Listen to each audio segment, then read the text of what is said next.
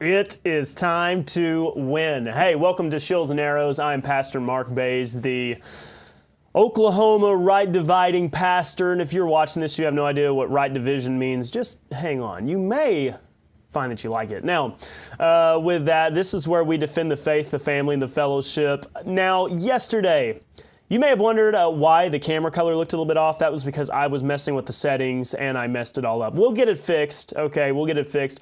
Also, I'm going to upload a better version of the session number 22 of our Last Days series. For some reason, I don't know. Technology is magic and I'm not the best at harnessing its power. But for some reason, had a little bit of trouble, but we'll get a better version uploaded so you can watch the whole thing. I did re-record session number 21, so that whole thing is up and running.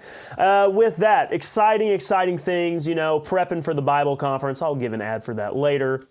But also, Donald Trump is about to be inaugurated today as the 47th president, previously 45th, of these United States.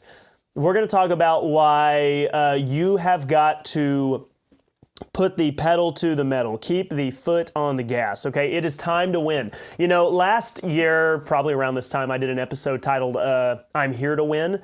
And I am here to win both in the political landscape, but also, more importantly, probably, in the grand scheme of things, the theological landscape. And it's time to do it, okay? We are here. We're marching forward unapologetically. We are conservative. We are rightly dividing the word of truth, and we ain't apologizing or backing down not one step of the way. How about that? We're going to talk about what Trump needs to get done, what the Republicans need to get done, what the Republicans need to be, because certainly while I, for my entire life, have voted for the Republican Party, it's not like everything they stand for is what I want. I wish they'd be a little bit more conservative in some areas, and at the same time, maybe they can get sidetracked, right? They can get to chasing squirrels. And we got to get them focused on what really matters. Let the states handle certain state issues. But let's, how about we shut down the border and quit having all of these criminals and illegal aliens getting across the border and then being given asylum protection. And then they're eating the dogs, they're eating the cats. Now, we'll probably let this transition here in a little bit into a theological discussion because what is it going to take for us to win, okay? I was talking to my good friend, Dr. Randy White. He likes to claim he's my mentor. He says he's taught me a few things. We'll see. But I was talking to him about just the sad, pitiful state, and I probably understated it, of our churches. And I asked him, are we going to win? Please tell me that we will win. We're going to, okay? And you know what? Just like America defeating the British Empire in the Revolutionary War, we're not going to do it because we have the most guns or the most men or the best equipped fighting force. But you know how we're going to win? Through just sure, stubborn will, okay? We are not going to go anywhere. We're not going to back down. And even though the vast majority of churches that are out there are confused about what the Word of God says, we're just going to keep marching forward, okay? I don't care how many subscribers that YouTube takes away. I'm losing subscribers by the day, people, okay? I'll remind you, we got up to 3,500, and I'm down to like 3,300. YouTube is taking subscribers away from me to keep people from seeing what's going on, okay? YouTube, that's why we stream on Worshipify, people, so you can go over to Worshipify and watch it. And now, right now, they let the videos be seen, but I'm absolutely being limited on how many people are actually able to find me. When you have the YouTube overlords trying to restrict how many people are able to watch your show, that tells you you're probably talking about things that are important, all right? So here's what we've got to do. I can't rely on the algorithms, okay? YouTube's not going to recommend my videos to people. They're already proving that's not the case. When I first started out doing Shields and Arrows, I was getting over 100 views after just a few days, which in the world of YouTube is very small, but now I'm just seeing those views dropping all the more. People, they are silencing us, okay? I really do think that what we have is YouTube is looking for certain buzzwords. They're looking for things like the election being rigged in 2020. They're looking for buzzwords like abortion. They're looking for buzzwords like men are not women and transgenderism is a false ideology. They're looking for those things. And when I say them, it gets flagged. And so they suppress the reach of this channel, okay? They're suppressing it. Maybe I should just stick to theology, right? Maybe that's what people want. Just stick to theology and you're going to avoid the thumb of the YouTube coders, whoever they are that are calling all the shots. The coders probably aren't calling the shots. It's probably the office managers and whatnot. I have to rely on you. I need you to tell people, okay? I need you to share these videos. I need you to text links to your friends. I need you to post them on Facebook if you use Facebook. I need your help, okay? We've got to do this together if we are going to win. The way that Trump won the 2024 election was through the process of getting the right people on their side. Like getting Trump and Elon Musk to team up. And now you have X, which is a free speech platform, and people are able to see the truth. And they're able to see that the fine people on both sides was just a hoax. Even though Obama and Biden and Kamala Harris and all of these people repeated the same lie over and over, they finally saw the truth. So we've got to do that. We can do that through a number of ways, but it's primarily through you. You are going to be the means by which we can do this, all right? I'm counting on you. I need your help. If you want to see Mark Baze Ministries grow, if you want to see us win, if you want to see us take charge in the lead, teaching the Bible, so when people are searching out Bible studies and they look up Philippians verse by verse, they're not finding John Piper's or whoever's terrible Bible study. They're finding good, sound Bible doctrine. They're finding Dr. Randy White, and they're finding Mark Baze Ministries, as well as some of our other good friends who hold to a dispensational view of the Bible. But it's got to be a team effort, okay? I cannot do it all on my own. This would not happen all on my own. I've said it before. The computer that I'm sitting here with, the technology that's sitting directly right here, but I had it out of screen just because it's not the prettiest in the world. The camera, the microphone, I'm not a self-made man. Okay, I'm not making gobs and gobs of money to where I can afford this equipment. Not that we're using the most expensive equipment in the world, but we're using good stuff, I think. No, this has been made possible by you. You have been helping me every step along the way. Never forget that this ministry does rely on you. We are in the process of doing some exciting things. And I would love to tell you about it, but I want to wait a little bit. But I will say it is being done. It's made possible by the resources that you are providing. Okay, you are making this possible. And so get ready, all right? Mark Baze Ministries is about to get on, can we say this? Is this politically correct? I don't care. We're going to get on the warpath, all right? Starting this week, we are about to make a major campaign to get people to know about this ministry. We're going to get on a major campaign to get people to know about our Bible conference. And in promoting this ministry, okay? And then in return, we hope to boost other ministries as well, because how many of you that listen to me right now have found Dr. White, and now you're listening to his show, Ask the Theologian, every day at 10 o'clock Mountain Time.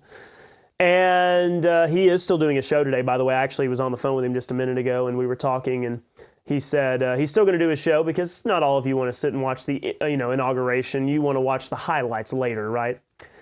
But they'll come across those things. Maybe through me, they'll get to discover. They'll find the Orlando crew and get to tune in and listen to them. So it is a team effort. The work that you are doing, the support that you are giving me, is absolutely going to help us all along the way.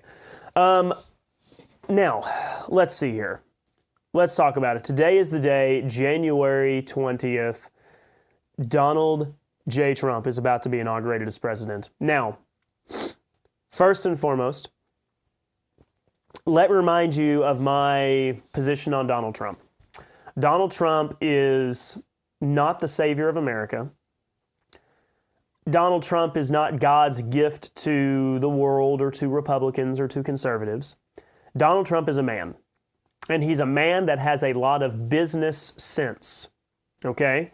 He's got a lot of business sense, and also he does have an affection for American values.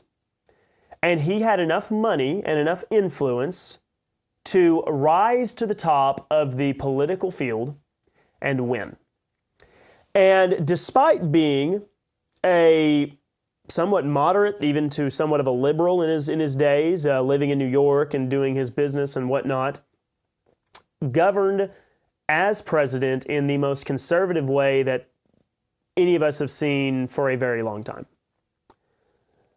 And I would say in some ways even more conservative than Reagan. Reagan, I'm looking at you because you allowed the machine gun ban to take place. That's on you. I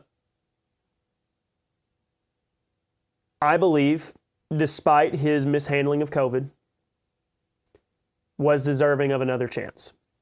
And he has now gotten it. There is, and we've talked about this analogy before, there are two different types of teams that are competitive. It doesn't matter if we're using a baseball analogy, football analogy, basketball. There are those that have the killer instinct and those that don't. The killer instinct are the teams that get the lead. Maybe in basketball, they get a 10-point lead in the first quarter or the second quarter. Baseball teams, they get up 5 or 6 runs, by the 4th inning. Football teams, able to get up a couple touchdowns, whatever.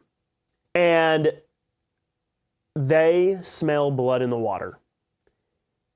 And they put their foot on the throttle and do not let up, and they get such a massive lead, and they score so many points, they get so many runs, that the team they are playing is completely demoralized. They are completely defeated, and the winning team cruises to total victory. That's the team you need to be. Alternatively, there are teams that get complacent.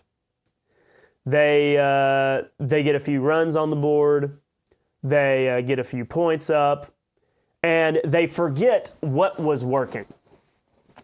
And maybe they start playing a little selfish. Maybe now they were running their offense to quite some great success, and yet maybe the three-point shooter thinks, hey, I want to pad my stats. So they just start throwing up threes, and they are missing and giving the ball right back to the opposing team.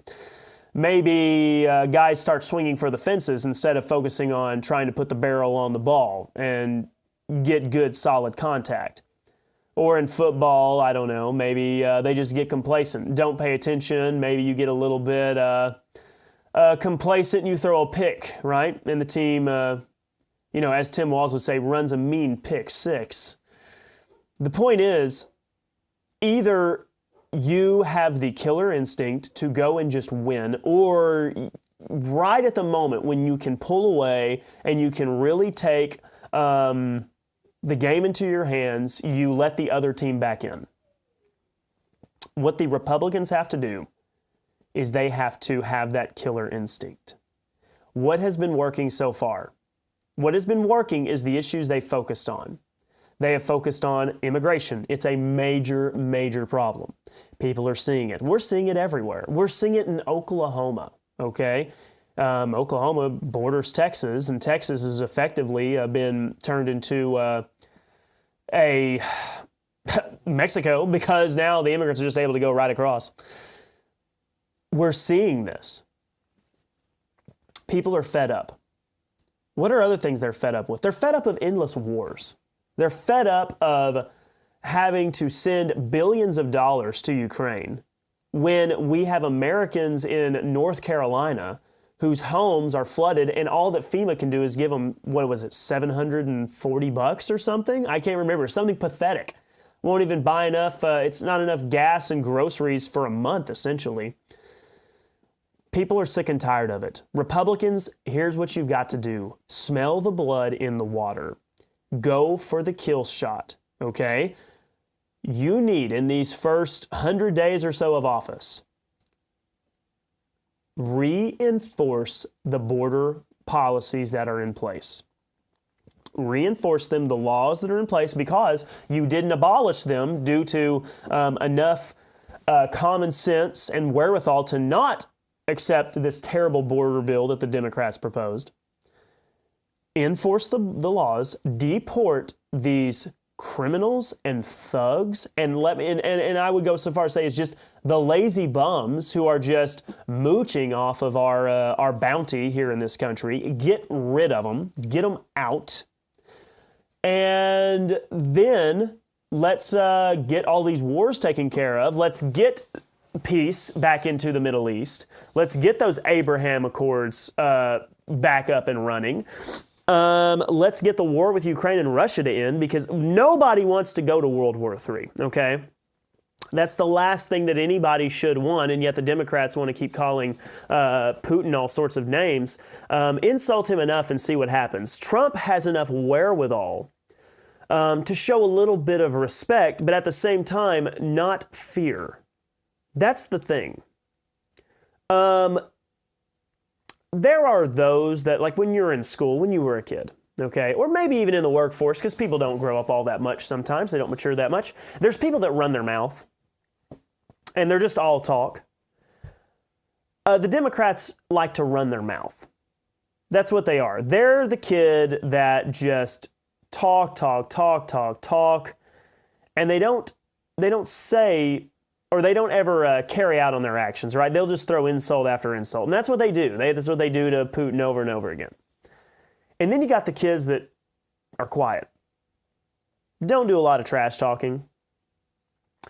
But if you try to bully them and push them around, they're not going to put up with it.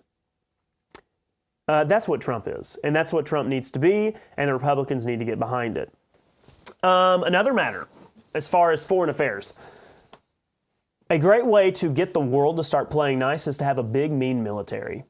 And big, mean militaries are not made up of 120-pound girls. We got to get those girls off of the combat squads, companies, platoons. If they want to serve in other capacity, if they want to trained as nurses, they can do those things, okay? But we got to get our military back to being big, strong men who can do big, strong men things, plain and simple, focusing on one task, not DEI, but DIE for anybody who would seek to threaten the safety of our American people, plain and simple. So this is where, if you're using our sports analogy, you've got to keep focusing on making good contact, okay? Don't be swinging out of your shoes because you want to hit a home run just to say you hit one and do the home run trot, okay? Focus on getting the ball in play, because runners on base are going to lead to runs. This is not the time to get egotistical and start getting on a whole bunch of soapboxes that don't matter. Republicans, please, do not start trying to add in a whole bunch of extra stuff that your lobbyists and your big supporters want. Do not get on that game. Do not start trying to push your personal agendas that people have never heard of. Do not give the left any ammunition, okay? Once you are in the lead, don't start beating yourself. Make the other team beat you. Do not give the Democrats a reason. So, as much as I would love to see, I don't know, there's a lot of things I would love to see happen. Probably picking a fight and trying to do some federal mandate to bring back all the statues and names of Confederate generals. I'm in support of that because I don't think it's good to erase history.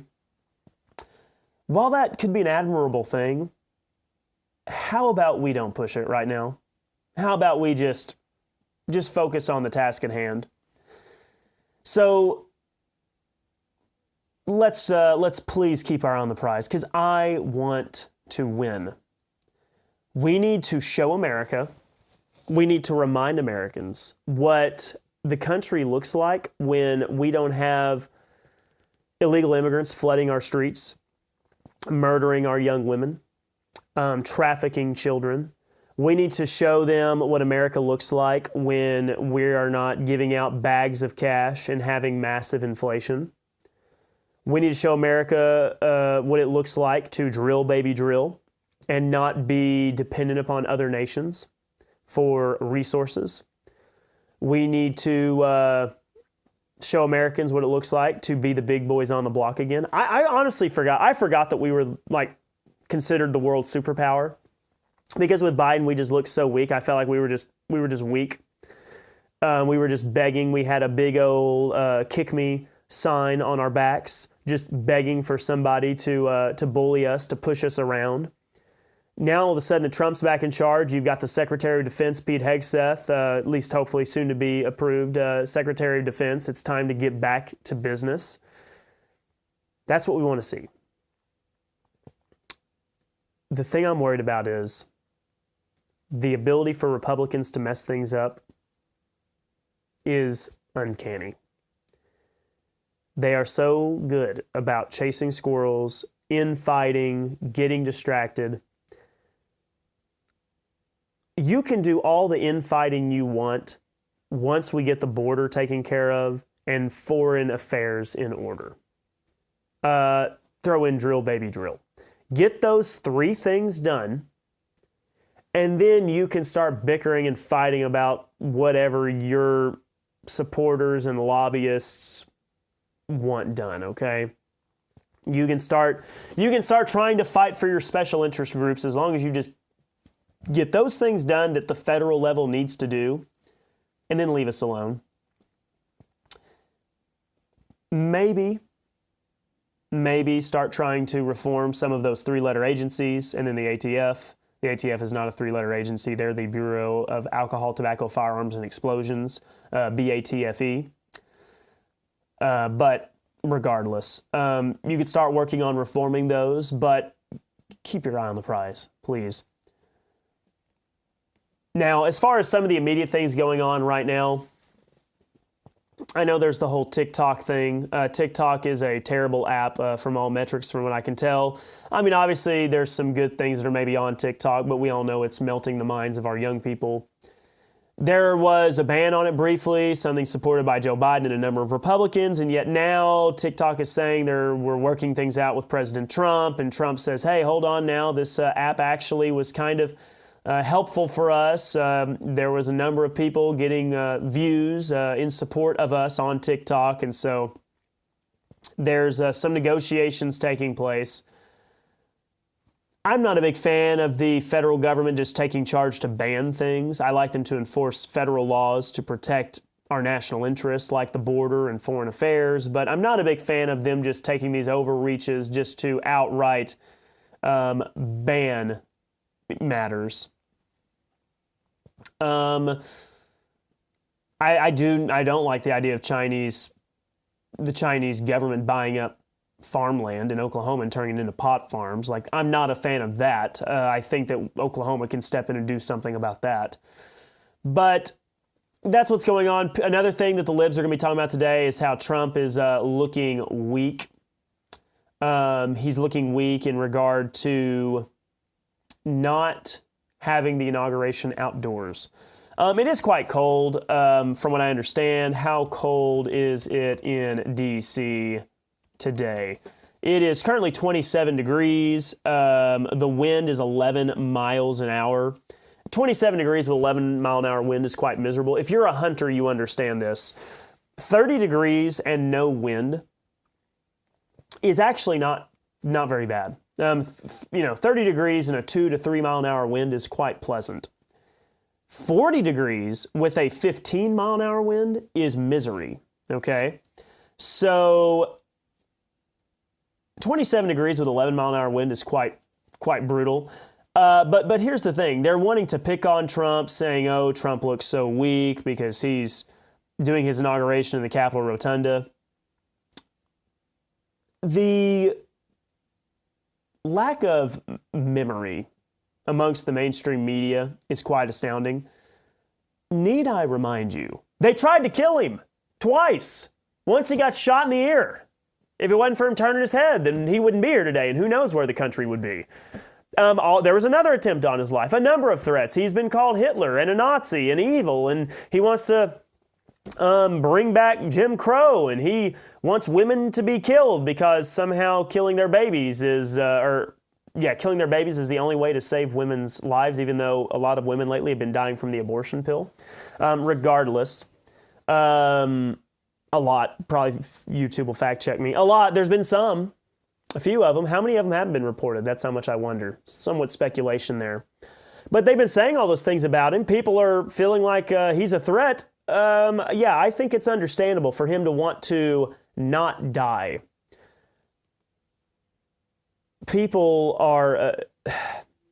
Trump is not an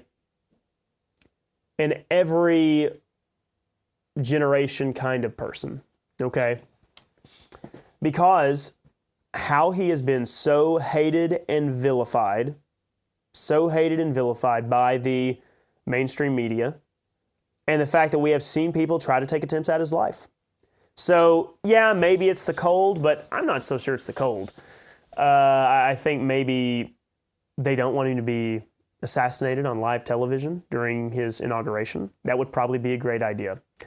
And so you may have, some of the libs running some of those things and complaining and whining.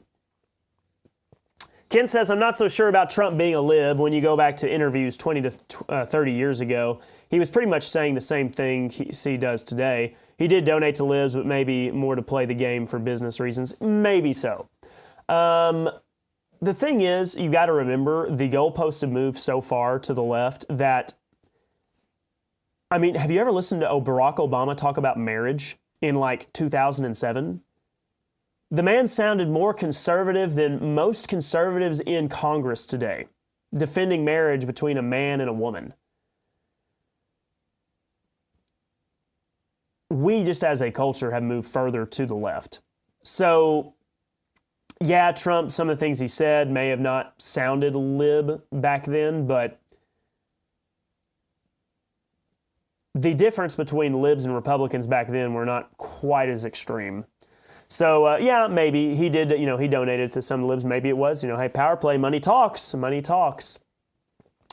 And it may be, Trump is very possibly kind of like an Elon Musk. It's not that Elon Musk has moved a lot to the right. I think he's moved to the right some when it comes to gun rights. He does seem to be supportive of gun rights. Maybe he wasn't quite so much back in the day. But maybe it is the case that Trump kind of stayed where he was, but the left just kept moving further and further left and left him behind. So, yeah, there's a number of things there. Maybe he was always kind of conservative to some degree. Very possible.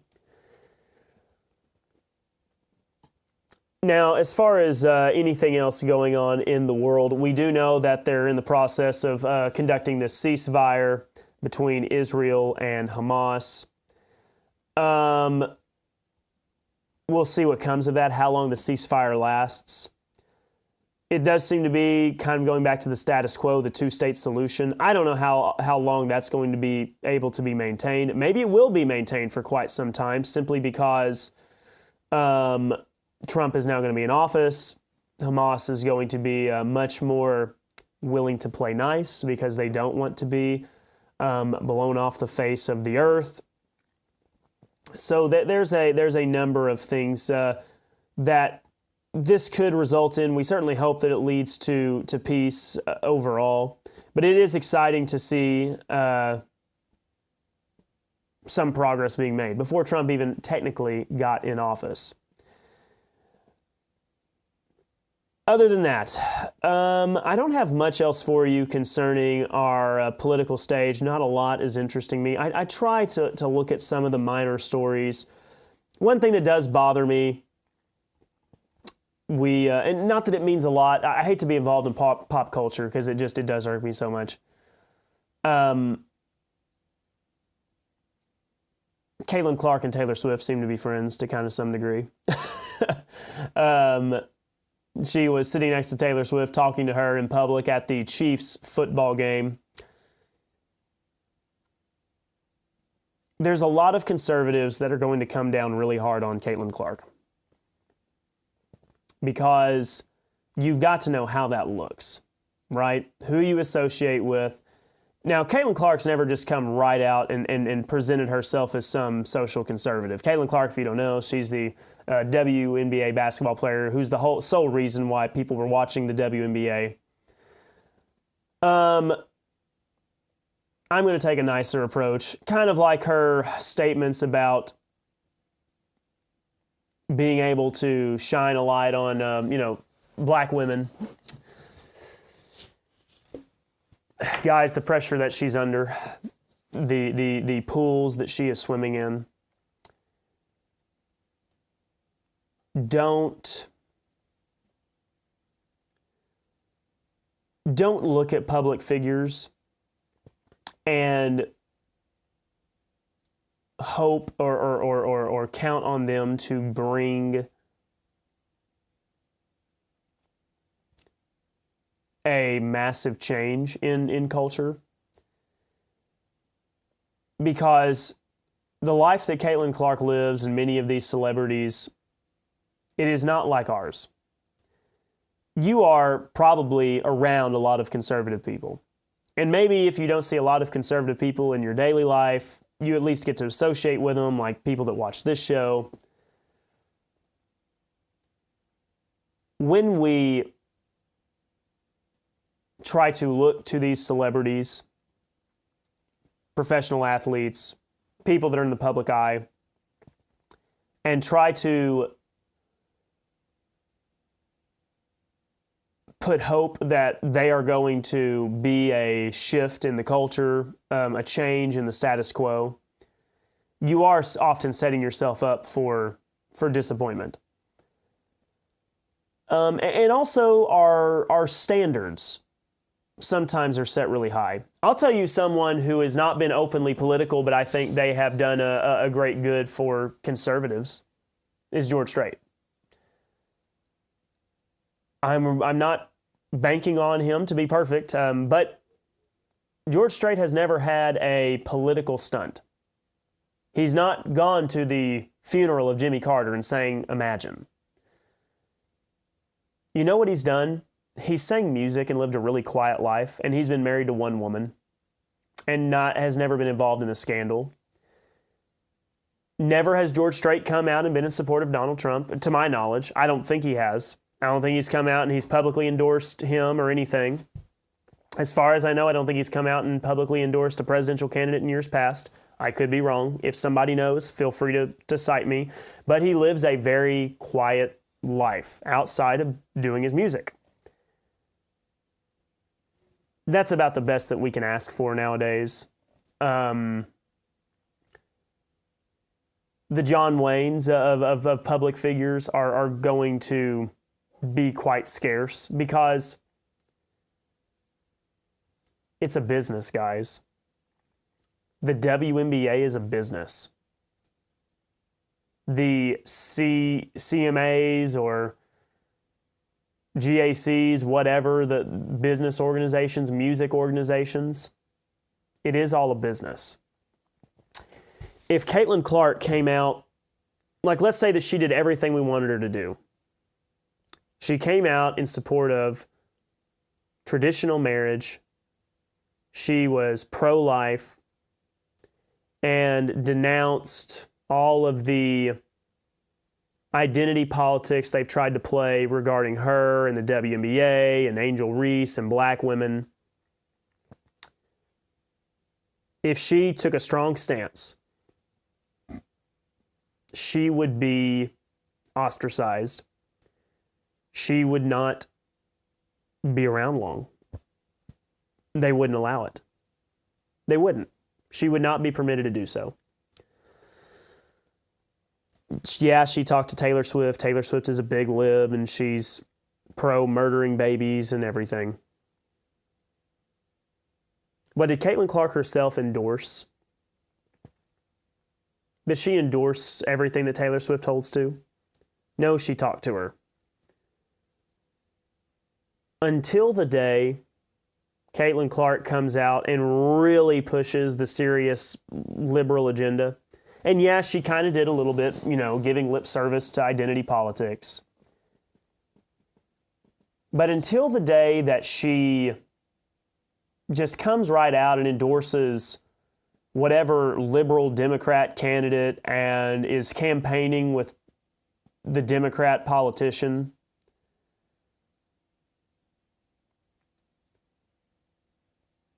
if all Caitlin Clark ever does is play basketball and is a normal-looking, straight white girl, that is conservative. If she never gets heavily involved in politics either way, and she is just normal, that in of itself is conservative. Because the conservatives are the normal people. Now, normalcy is kind of becoming an interesting term because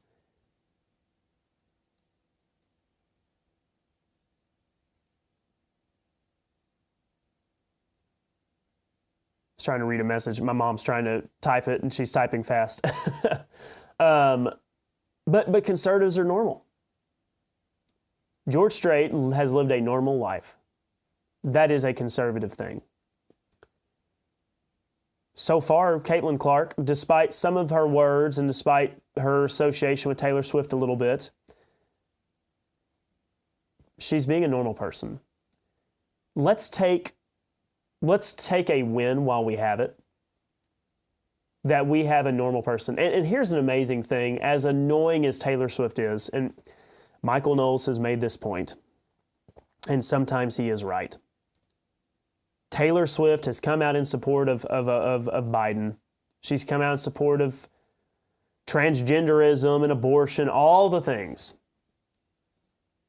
She still looks normal. She has not shaved her head. She has not covered herself in piercings and tattoos. Her dressing is kind of a little bit, iffy, but compared to some, it's almost modest. Even she herself, she doesn't entirely practice what she preaches. Now, I don't know what she's done behind the scenes and what she may have engaged in when the cameras aren't on and whatnot. But she's a straight white girl. Let's just take normalcy while we have it. So before you do want to throw Caitlin Clark to the dogs, she isn't normal, okay? And right now, normal is okay. We'll take normal. She doesn't have to be wearing a MAGA hat, flying the American flag, the patriotic flag. Let's just take normal. My mom says maybe they are friends, and maybe that's just where she was sitting. Two celebrities sitting that close are going to talk to each other. Yep. And I'm sure probably to a degree it's for show, right? It's for show. They know if they sit next to each other and talk, whether or not they're friends or not, it's going to be on camera. And who is it that says all publicity is good publicity? That's a saying, right? It doesn't matter what you're getting. Even negative publicity is publicity, and you're going to get it. My mom is a big Caitlin Clark fan because my mom's a big sports fan, and Caitlin Clark's a great athlete. But I try not to put her on a pedestal because I know I'll most likely be disappointed. And maybe so, maybe not. And I would say there's a lot of people who, under the pressure that she's been under, maybe would have folded a long time ago. They may have buckled a long time ago, not been able to take the heat. And she would have come out and, worn rainbow shoes or something. I don't know. But so far, considering the massive amount of weight that's probably on her shoulders, she's doing okay. All right? And let's just be content with it. Conservatives don't need to be so negative all the time, right? Let's take the wins while we have it. Because it's time to win, okay? Let's just take it as a win that we have normal people. Now, let's transition all this over to the theology side of the sphere, okay? It is time to win. The current state of Christianity, it's a weird one. The Southern Baptists are in decline. They just are, okay? This has been going on for some time, and I'm just now really starting to see it because people are tired of some of the dealings that they're doing. They're tired of the corruption. I think there's a lot of corruption. The North American Mission Board, the IMB, a number of those things. They're tired of, there are going to be some out there who say all of the scandals. There's scandals. for every scandal that has taken place in a Southern Baptist church regarding, a pastor and a woman or what have you, show me the rate of scandals in schools, public schools. I would say that there's probably not a single public school that hasn't had a scandal, whether it's with a teacher and a student or a teacher and another teacher. And yet parents flock in droves to take their kids to public school. And some would say, well, they have to because it's a public school. Well, no, they don't. They don't necessarily have to. But at the same time, we just see it as, well, those things happen. There's bad apples in every bunch. And yet when it comes to churches and pastors and scandals, we say, oh, the whole thing's bad. The whole thing's rotten to the core. I'm never going to take my kid to another church again because of this scandal I read about in a newspaper. Meanwhile, you're driving your kid to school, and at that very school, there's been a scandal within the past 5 years or whatever. It's a very dumb argument. People will look for any kind of excuse to downtrod religion and church and things like that. But the Southern Baptists are in decline. They're weak. Now, I've said it before unapologetically. As a preacher at a Southern Baptist church, and yet some of you still listen to me, I'm okay with it. I preach at Blue Baptist Church because it's a congregation that is willing to hear the gospel. That's why I'm there. Okay? I looked around at some other churches, independent churches, non-denominational churches, because I don't really care. And truth be told, I don't fit in with the Southern Baptist group anymore now that I'm a right divider, because they believe they're building the kingdom, and we're not building the kingdom. There's a whole host of things that they hold to that I don't agree with. And truth be told, I think if you go back to some of those good old dispensational pastors, Adrian Rogers would not approve of a lot of things that are being taught in churches. A lot of just conservative pastors, just conservative. They don't even have to be dispensational or all that good a Bible student. They wouldn't agree with a lot of the stuff that's going on in churches today. All of the social, political, justice warrior nonsense that is filling our churches today, Southern Baptist churches. You know what I'm seeing is on the rise? Catholicism. I think Catholicism is kind of making a comeback, people. I'm seeing a lot of people mostly online, and maybe it's somewhat it's inflated a little bit or it's distorted.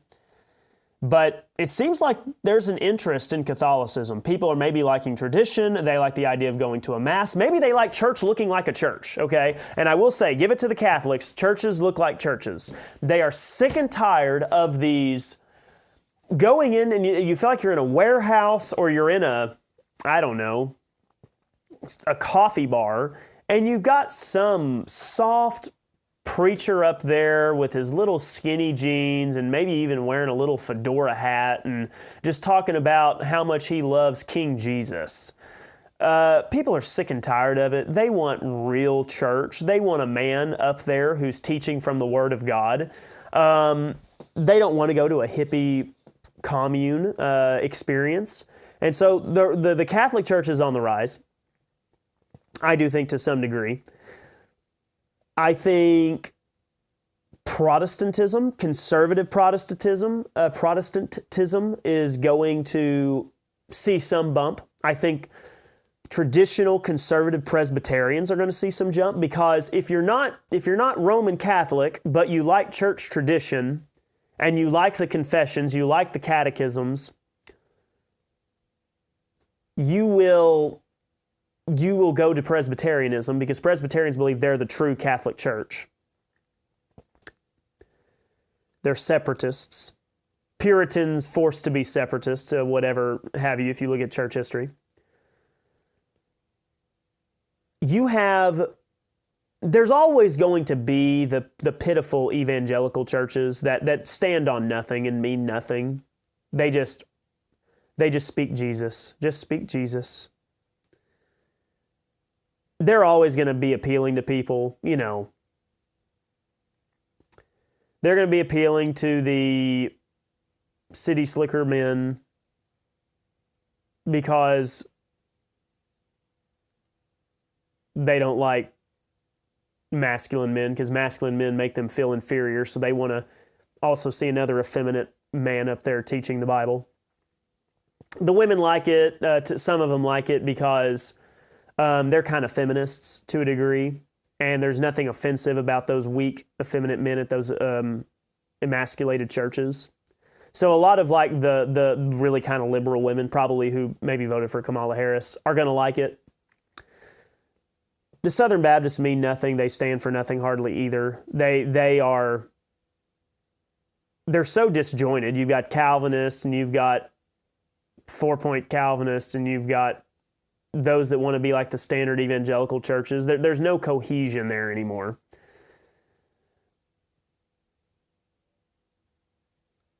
I think we have an opportunity.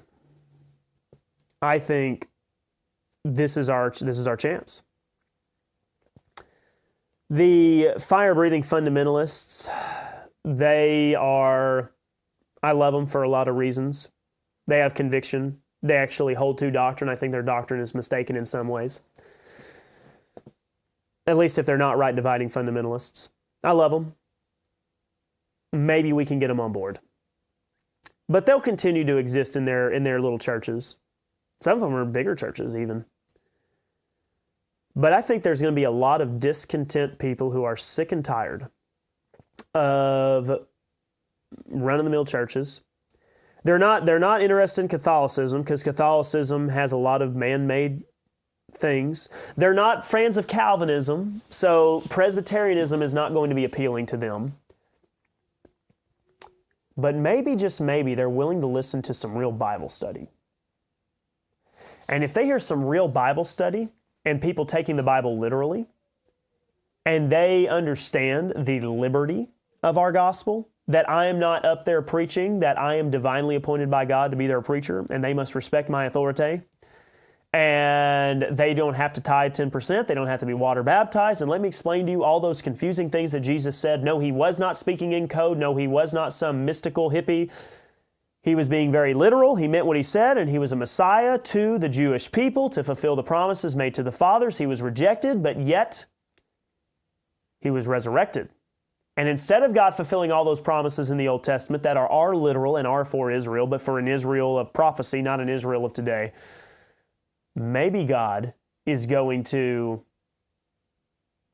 or maybe God instituted an age of grace, which is exactly what he did. Maybe he is now offering us salvation by grace through faith. And I say maybe because I want them to consider the possibility and then understand that's exactly what he did. There's a reason why Daniel's prophecies are not yet fulfilled. There's a reason why we live in this mystery age in which prophecies and new revelation and the law and Israel is all on the back burner. Because now we're being saved by grace through faith.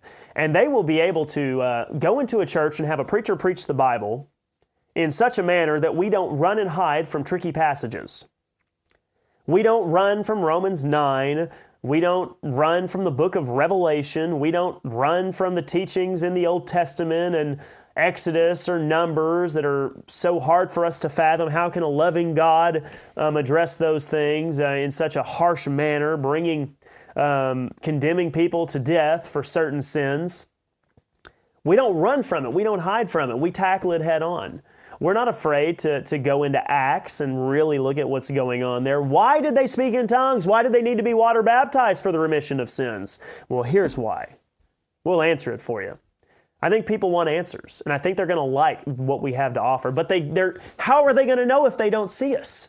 How are they going to know that we're here if they don't know what we're doing? That's what I'm trying to figure out right now. I think there's people in this town, I'm looking right down the road, they want Bible answers. And they're sitting in their churches. Many of them are church members. They're sitting week in and week out in these Sundays, hearing these weak sermons. Maybe there's a bright one every now and then, and they try to convince themselves that this preacher is doing a good job, but they are so discontent, tired of the same old run-of-the-mill, we just got to love people. And the gospel is always the same gospel, and God has worked the same way. Let me go back into the Old Testament and give you this figurative picture of it's all about Jesus and all about salvation by grace through faith. Why is the end times not here? I don't know. What is the end times? I don't know. I don't know what Revelation means. I don't know if there's 7 literal years. I'm not really sure. We're building the kingdom. Yeah, Jesus will come one day. I don't really know what the kingdom means exactly, other than it's in our heart and we're supposed to build it and add to the kingdom and praise God and God's will is being done on earth. I know we're murdering babies.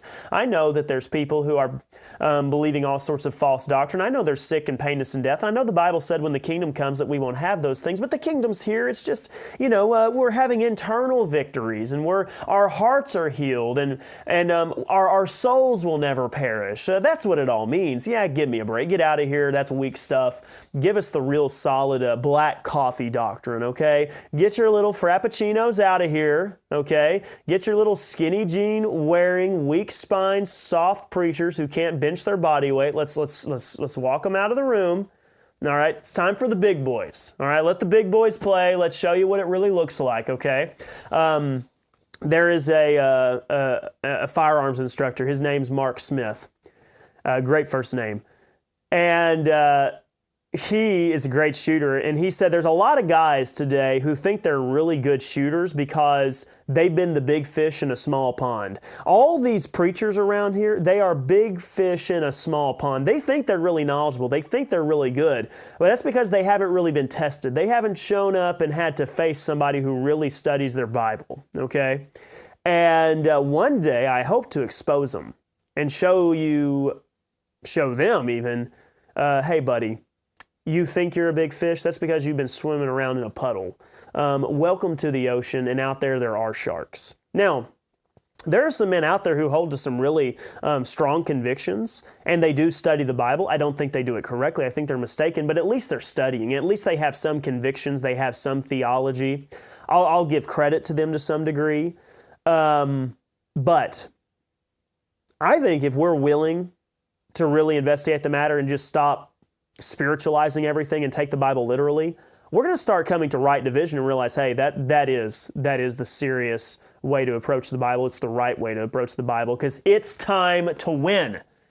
We're not going to lay down. We're not going to be defeated. I smell blood in the water, okay? And it's time to put more runs on the board because I want a run rule. I want this game to be over in 4 innings, all right? 10-run rule, 4 innings, game over, and let's go celebrate. All right, that's my thoughts. I want to say hi to all of you, those of you who are taking the time to tune in today. We have Mary Terrion, good morning. Thank you for being here. Of course, Ken, always with us. Mom, great to have you here. Always appreciate you. Anybody else who may be watching, I really do appreciate it. I know some of you, you're driving, you're working, you don't always have time to comment, or maybe you just don't want to take the time to comment. I understand, but I know that some of you are listening. It means a lot to me. I really do appreciate all of your support. Rick, I really am glad that you are continuing to be with us. Rick is one of those who found us, and I think he also hopped on over and met Dr. Randy White and listened to some Ask the Theologian as well. That is going to be going on at 10 o'clock Mountain Time, 11 o'clock Central Standard Time. I will remind you, I want you here with us, okay?